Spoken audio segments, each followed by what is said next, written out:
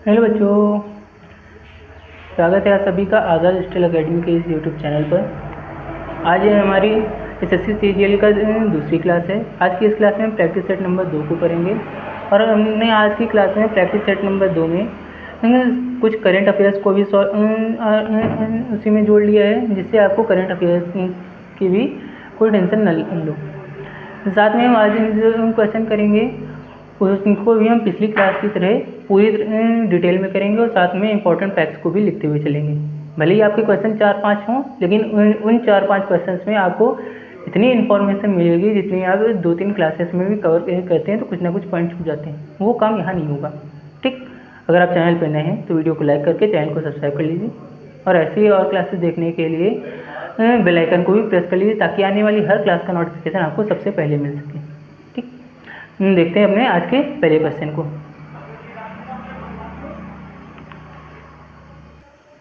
हमारा पहला क्वेश्चन पूछा गया है, ब्रिक्स देशों की पहली बैठक कब? आपके ऑप्शन हैं 2009, 2010, 2007 और 2006। अगर हम ब्रिक की बात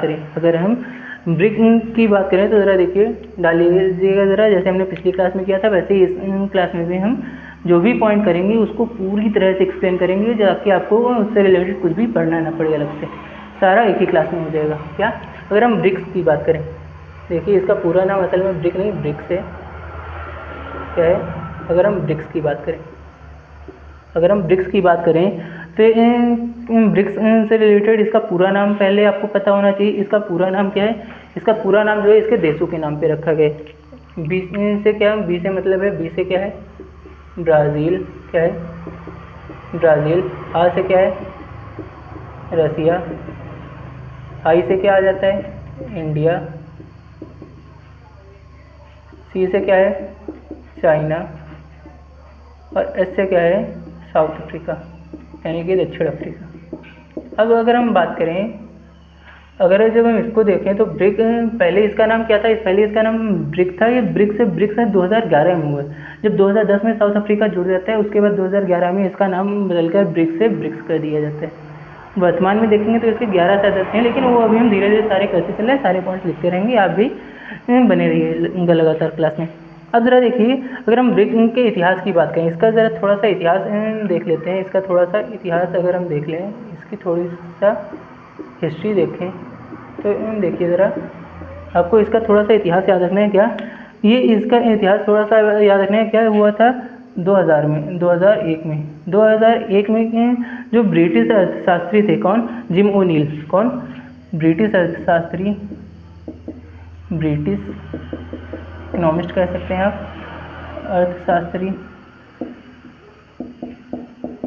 अर्थशास्त्री क्या नाम था उनका? Jim O'Neill. कौन? Jim O'Neill. जो ये ब्रिटिश अर्थशास्त्री थे, जिम ओ'नील ने पहली बार ब्रिक शब्द दिया था। पहली बार जिम ओ'नील ने पहली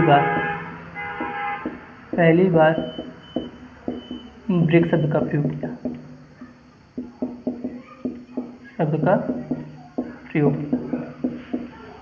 ठीक, 2001 में किसने? ब्रिटिश अर्थशास्त्री जो थे, ब्रिटिश इकोनॉमिस्ट जो थे, उन्होंने कौन? जिम ओ'नील, इन्होंने पहली बार ब्रिक शब्द का प्रयोग किया था। इसके बाद अगर हम देखें तो 2006 में जो ब्रिक है, इस ब्रिक देशों की पहली बैठक हुई। ब्रिक देशों की पहली बैठक होती है कब? 2006 में। इसके बाद अगर हम बात करते हैं तो 2006 के बाद 2010 में, 2006 तक इसमें ब्रिक ही था, एस में नहीं आया, मतलब दक्षिण अफ्रीका तब तक नहीं जुड़ा था। 2010 में इसमें क्या होता है? 2010 में दक्षिण अफ्रीका को जोड़ा जाता है, दक्षिण अफ्रीका भी इसमें शामिल हो जाता है। दक्षिण अफ्रीका इसका ब्रिक का सदस्य बन जाता है। दक्षिण अफ्रीका सदस्य बना। ठीक, और जब दक्षिण अफ्रीका इसका सदस्य बन जाता है तो 2011 में इसका नाम परिवर्तन करके ब्रिक्स से क्या कर दिया जाता है? ब्रिक्स से ब्रिक्स कर दिया जाता है। क्या कर दिया जाता है? ब्रिक्स कर दिया जाता है। ठीक, अब अगर इसकी कुछ उपलब्धियों की बात करें तो ब्रिक्स से संबंधित उपलब्धियाँ मतलब क्या? ब्रिक ने इसका इतना विस्तार हुआ है कि इससे रिलेटेड चीज़ें भी निकल के आई हैं। अगर इसकी कुछ उपलब्धियों की बात करें, इसकी प्रमुख उपलब्धियाँ डाल लीजिएगा ज़रा। प्रमुख उपलब्धियां।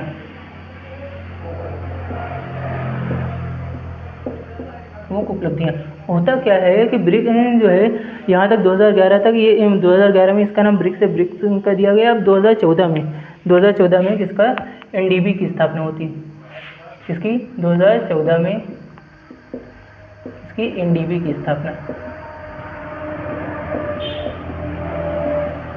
इसकी एनडीबी की स्थापना। अच्छा, अगर आपसे एनडीबी का फुल फॉर्म पूछ दिया जाए, एनडीबी का मतलब क्या है, एनडीबी का फुल फॉर्म आपसे पूछ दिया जाए तो इसका फुल फॉर्म क्या है, नेशनल डेवलपमेंट बैंक। क्या है, नेशनल डेवलपमेंट बैंक। क्या है, फुल फॉर्म क्या है, नेशनल डेवलपमेंट बैंक। ये भी आपको याद रखना। अब अगर इसकी बात करें, अगर हम इसकी नेशनल डेवलपमेंट बैंक की बात करें, इससे रिलेटेड कुछ पॉइंट्स देख लेते हैं। नेशनल डेवलपमेंट बैंक जो है, ये इसका हेडक्वार्टर जो है, इसका मुख्यालय जो है वो कहाँ पे है, इसका मुख्यालय कहाँ है, संघाई में है। कहाँ पर है, संघाई में।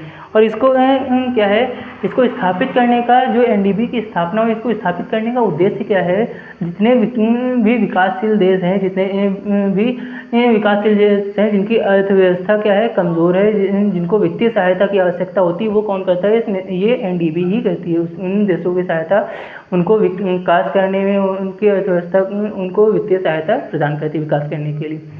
अब इसके अलावा अगर हम बात करते हैं, इसके अलावा अगर बात करें तो और कौन कौन सी उपलब्धियां हैं, और इससे संबंधित देखिए ज़रा, इससे संबंधित क्या, एनडीबी के तहत ही, एनडीबी के ये ब्रिक के तहत ही किसका,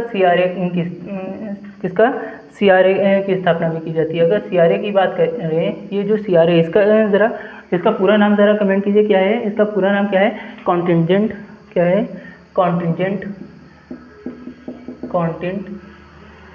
कॉन्टिजेंट रिजर्व, और ए से क्या है हमारा, एग्रीमेंट। क्या है, एग्रीमेंट। क्या है, कॉन्टिजेंट रिजर्व एग्रीमेंट। अब अगर बात करें, ये क्या कहता है, ये कॉन्टिजेंट रिजर्व एग्रीमेंट जो है, इसके तहत क्या किया जाता है, इसमें लगभग कितने, 1000 अरब डॉलर की, कितने, 1000 कितने, 1000 नहीं, कितने, 100 अरब डॉलर की। इसमें क्या, इसके तहत क्या किया जाता है, लगभग 100 अरब डॉलर, लगभग कितना, 100 अरब डॉलर की वित्तीय सहायता की जाती है। क्या, 100 अरब डॉलर की वित्तीय सहायता की जाती है। इसके तहत वित्तीय सहायता किसी भी देश की, और ये सहायता कब की जाती है, ये सहायता कब की जाती है, कब की जाती है, ये क्यों की जाती है, भुगतान संतुलन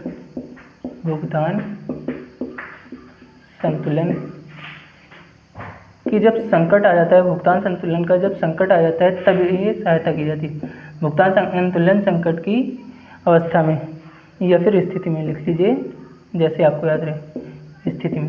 ठीक, कब की जाती है, भुगतान संतुलन संकट की स्थिति में, ये कितने, 100 अरब डॉलर की वित्तीय सहायता की जाती है। इसके अलावा अगर बात करें, जो ब्रिक है, इसका विस्तार क्या है, अगर हम ब्रिक के विस्तार की बात करें, इसका आंसर मिल गया होगा आपको। इसका राइट आंसर क्या है, 2010 हो गया।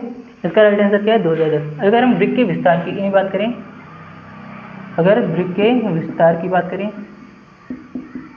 ब्रिक्स का विस्तार,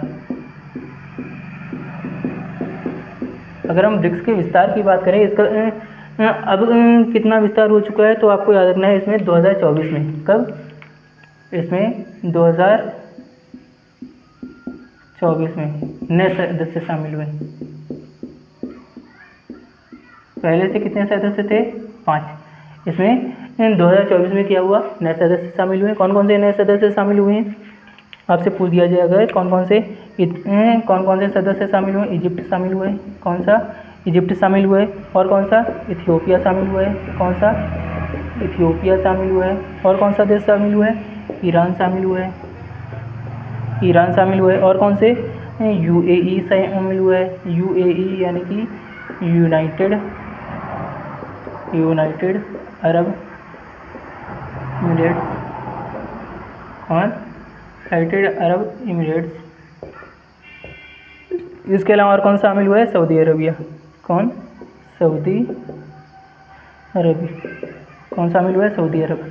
ठीक, ये भी शामिल हुए। इसके अलावा अगर बात की जाए, इसके अलावा अगर बात करें तो क्या हुआ है 2025 में, कब 2025 में इंडोनेशिया इसका पूर्ण सदस्य बन गया। और पूर्ण सदस्य बन गया तो अगर पूछ दिया जाए ब्रिक्स में शामिल होने वाला सबसे नया सदस्य देश कौन सा है, तो आपको याद नहीं कौन सा है, इंडोनेशिया। कौन है, इंडोनेशिया। 2025 में इंडोनेशिया, ठीक, कौन सा है, इंडोनेशिया। अगर बात करें 2026 जून 2026 तक जो चल रहा है, जो आज की डेट जो है जून 2026 चल रहा है, आज 25 जून हो चुकी है, और अब तक इसके अगर सदस्यों की बात करें टोटल कितने सदस्य हो चुके हैं इसमें, 11 टोटल जून 2026 तक। कब तक, जून 2026 तक कितने सदस्य हो चुके हैं, 11 देश। कितने सदस्य देश हैं इसके, 11 सदस्य देश हैं। ये भी आपको याद रखना है, ये भी आपको अच्छे से याद रखना है। आगे बढ़ते हैं। अब देखिए, अगर ज़रा हमने ब्रिक्स के विस्तार की बात की, अब अगर बात करें जो हमारा ब्रिक्स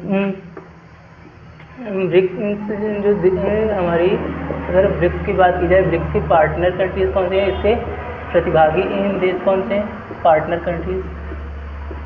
ब्रिक्स पार्टनर कंट्रीज जो है टोटल कितनी है, टोटल कमेंट करके बताइए ज़रा, टोटल कितने हैं। टोटल के अगर बात करें हमारा जो ब्रिक्स है इसके पार्टनर कंट्रीज़ कितने हैं, कुल 10 हैं।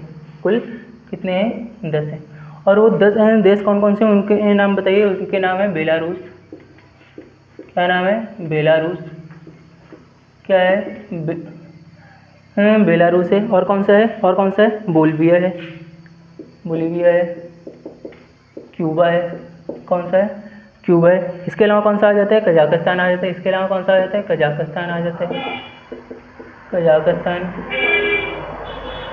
इसके अलावा आपका कौन सा देश आ जाता है, मलेशिया आ जाएगा, मलेशिया आ जाता है, नाइजीरिया आ जाएगा, कौन सा, मलेशिया आ जाता है, नाइजीरिया आ जाता है, थाईलैंड भी इसी में आ जाएगा, कौन सा, थाईलैंड आ जाता है, थाईलैंड आ जाता है। थाईलैंड के अलावा कौन सा आ जाता है, युगांडा आ जाता है, युगांडा। युगांडा के अलावा कौन सा, उज्बेकिस्तान, उज्बेकिस्तान। और एक और वियतनाम, कौन सा, वियतनाम। टोटल अगर पूछ दिया जाए इसके जो ब्रिक्स है इसके प्रतिभागी देश कितने हैं, तो आपको याद रखना कितने, 10 हैं। कौन कौन से, बेलारूस है, बोलिविया है, क्यूबा है, कजाकिस्तान है, मलेशिया, नाइजीरिया, थाईलैंड, और कौन से, युगांडा, उज्बेकिस्तान और वियतनाम, ठीक। अब अगर बात करें जो हमारे ब्रिक्स के 3 मुख्य स्तंभ आपको याद रखने कौन से हैं, राजनीतिक और सुरक्षा, में ब्रिक्स सहायता करता है, और किसमें, अर्थव्यवस्था और वित्तीय सहायता भी करता है। इसके अलावा अगर बात की जाए तो ये किसमें, लोगों के बीच सहयोग करता है, लोगों के बीच क्या करता है, सहयोग करता है। अगर बात की जाए अभी जून 2026 में, इसी में चल रहा है, करंट अफेयर भी इसी में शामिल कर देते हैं। अभी जून 2026 में, जून 2026 में क्या हुआ है कि, डाल लीजिएगा ज़रा, जून 2026 की महत्वपूर्ण ब्रिक्स की घटनाएं,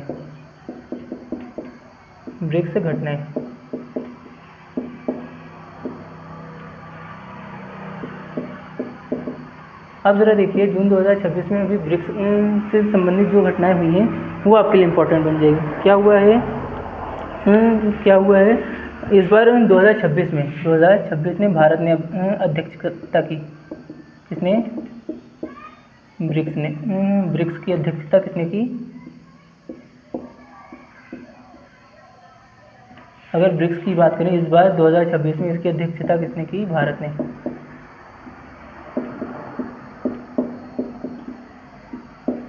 और दूसरी चीज़ आपको याद रखना है, जो जून 2026 में वाराणसी में अभी क्या हुआ है, वाराणसी में ब्रिक्स कल्चरल वर्किंग ग्रुप का भी क्या हुआ है, उनकी बैठक हुई है। इसकी जून 2026 में कहाँ पर, वाराणसी में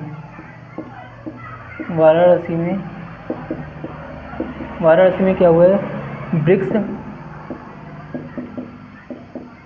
कल्चर वर्किंग ग्रुप की बैठक हुई है,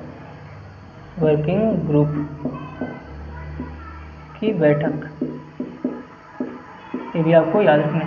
और अगर बात करें और बात करें तो क्या हुआ है, ब्रिक्स का ही आगरा में पहला ब्रिक MSME कहाँ पर, आगरा में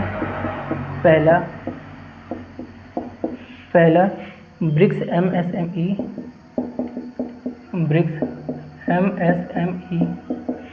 MSME फोरम आयोजित किया गया। MSME forum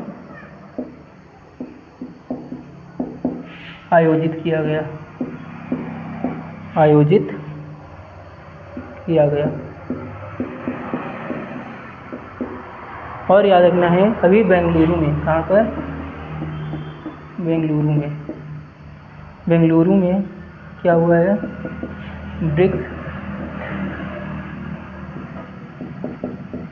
BRICS space agencies meeting हुई है। ब्रिक्स की स्पेस एजेंसी जो हैं उनकी मीटिंग हुई। स्पेस एजेंसीज की क्या हुई है, एजेंसीज की मीटिंग हुई है। ठीक, कहाँ पर, बेंगलुरु में ब्रिक्स स्पेस एजेंसी की इसकी क्या हुई है, मीटिंग हुई है। ये भी आपको याद रखना है, अच्छा, जो ब्रिक है, ये ब्रिक्स जो है जून 2026 में जो हुआ है, 2026 में ब्रिक्स की जो बैठक हुई है इसकी अध्यक्षता भारत ने की है इस बार। और दूसरी चीज़, वाराणसी में ब्रिक्स कल्चर वर्किंग ग्रुप की बैठक हुई है। इसके अलावा आगरा में पहला ब्रिक MSME फोरम आयोजित किया गया है और बेंगलुरु में ब्रिक स्पेस एजेंसीज की मीटिंग हुई। अब बताना है जो भारत में जो ये सारी चीज़ें हुई हैं इस बार, इसके ब्रिक्स में भारत की तरफ से इसकी अध्यक्षता भारत में वो कौन सा व्यक्ति है जो इसमें प्रमुख के रूप में काम कर रहा था। ठीक, ये आपको बताना है। तब तक हम ज़रा बात करते हैं जो ब्रिक्स है इसकी 2026 की थीम। 2026 की थीम क्या है, 2026 की थीम की अगर बात करें तो 2026 की इसकी थीम क्या है, बिल्डिंग फॉर रेजिलियंस। क्या है, building for resilience, innovation,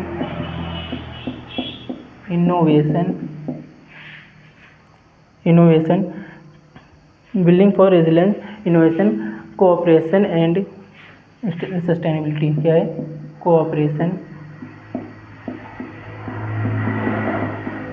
and sustainability. ठीक, ये भी आपको याद रखना है। दूसरी अगर बात करें, आपको इससे एक चीज़ याद है, इसका कोई स्थायी हेडक्वार्टर नहीं होता है, ब्रिक्स का कोई स्थायी हेडक्वार्टर नहीं होता है। इसके अलावा बात करें, अभी 2026 की घटना में है, 2026 की ही घटना में आप कह सकते हैं। अभी 2026 की घटना में क्या हुआ है, नई दिल्ली में, कहाँ पर, न्यू दिल्ली में क्या हुआ है, ब्रिक्स राष्ट्रीय सुरक्षा सलाहकारों की बैठक हुई। राष्ट्रीय सुरक्षा सलाहकारों यानी कि NSA की क्या हुई है, बैठक हुई। पूछ दिया जाए कब हुई है तो याद रखना 23 से 24 जून 2026। ठीक, अगर और बात की जाए, इससे ये जो बैठक हुई है इस बैठक की अध्यक्षता किसने की, इसकी जो बैठक हुई, बैठक के अध्यक्ष कौन थे, इससे अगर पूछ दिया जाए इस बैठक के अध्यक्ष कौन थे तो अध्यक्ष थे अजीत डोभाल।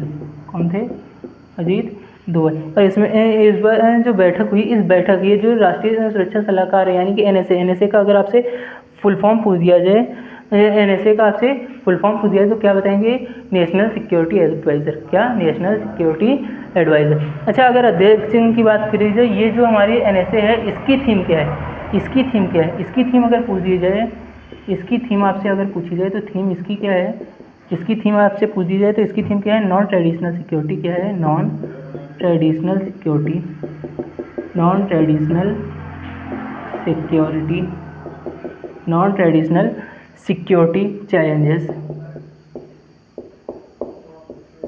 challenges confronting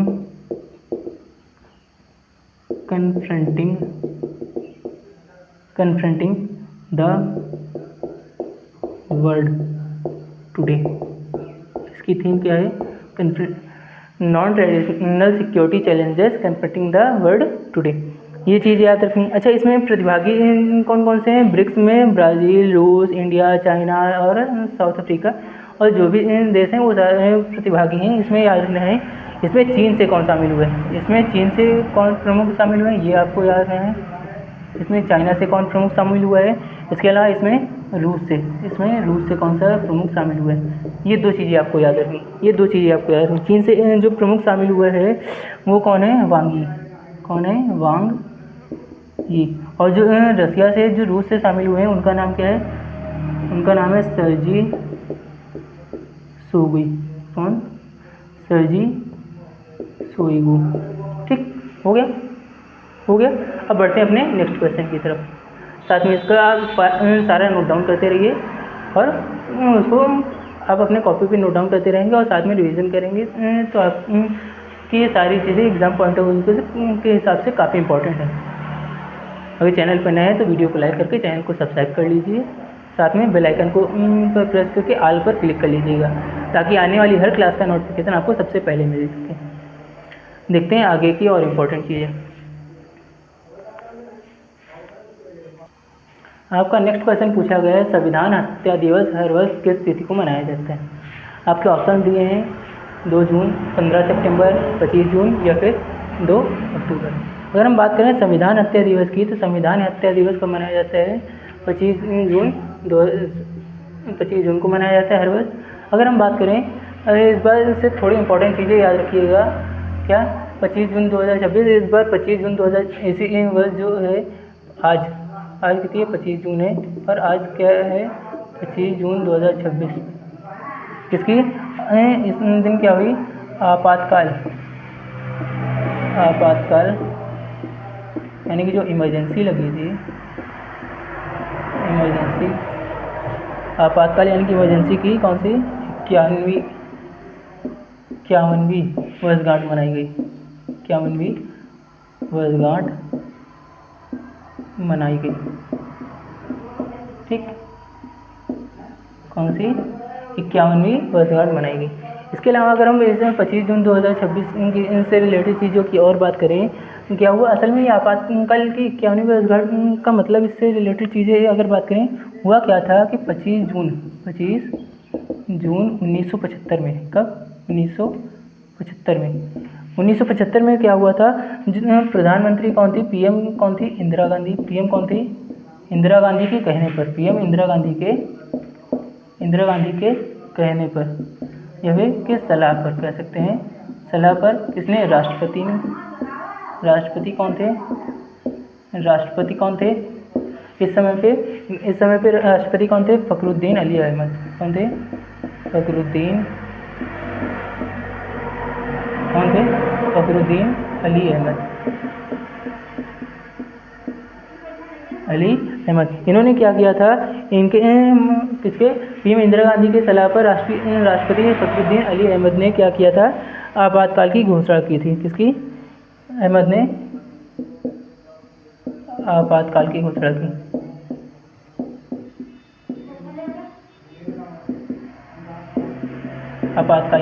की। अच्छा, ये जो आपातकाल की घोषणा की थी फखरुद्दीन अली अहमद ने ये आपातकाल की जो घोषणा की थी, ये किस आर्टिकल के तहत की थी? तो इन्होंने ये किस आर्टिकल के तहत? आर्टिकल 352 के तहत। किस आर्टिकल के तहत? अनुच्छेद 352 के तहत। अनुच्छेद 352 में क्या दे रखा है? राष्ट्रीय आपातकाल। हमारे संविधान में 3 तरह के आपातकाल दे रखे हैं, राष्ट्रीय आपातकाल, राष्ट्रपति शासन और कौन सा? वित्तीय आपातकाल। तीनों को कमेंट कीजिए किस आर्टिकल में कौन सा दे रखा है? राष्ट्रीय आपातकाल के तहत, आर्टिकल 352 के तहत। और ये कब तक लागू रहा था? ये 25 जून 1975 से लेकर कब तक लागू रहा था? ये भी याद रखना है आपको। कब तक लागू रहा था? ये रहा था 21 जून 1977 तक। कब तक था? 1977 तक लागू रहा। ये चीज़ आपको याद रखनी। अच्छा, आपसे पूछ दिया जाए आपातकाल इसका मुख्य कारण क्या था, इसका मुख्य कारण क्या था इस आपातकाल का। इंदिरा गांधी ने फखरुद्दीन अली अहमद साहब से कहकर यह आपातकाल क्यों लगवाया, तो इसका मुख्य कारण क्या था, इसका मुख्य कारण क्या था। आपसे अगर पूछ दिया जाए ये आपातकाल लगवाने का मुख्य कारण अगर आपसे पूछा जाए तो मुख्य कारण आपको याद रखना है क्या, राजनीतिक अस्थिरता थी। पहला कारण क्या था, राजनीतिक अस्थिरता, राजनीतिक अस्थिरता। दूसरा कारण इसका क्या था, दूसरा कारण इसका क्या था, बढ़ती महंगाई, क्या, बढ़ती